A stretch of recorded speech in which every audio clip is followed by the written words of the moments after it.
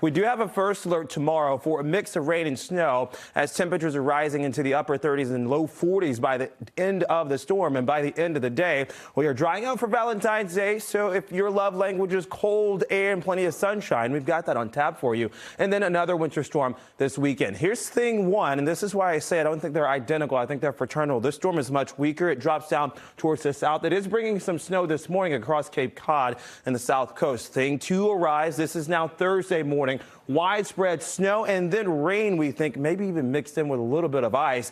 Valentine's Day to start is dry, and so is Saturday as well. But it's Sunday where thing three, remember, we're counting 3 winter storms on the way between now and the beginning of next week, with sharp cold air coming in, by the way, perhaps some of the coldest air that we've had so far this season. For the snow forecast that we're likely to see through midday tomorrow, again, this is not a major winter storm for us.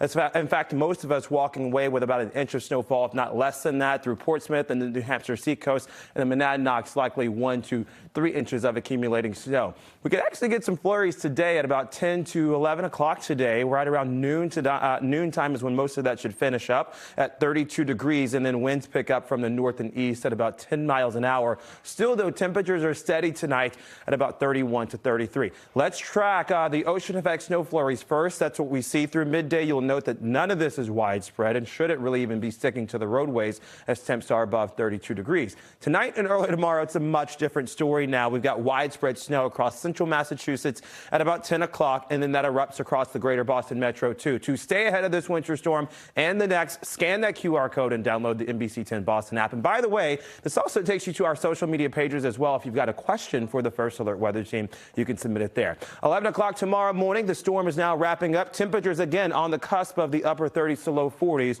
which will bring in mild temperatures for Thursday.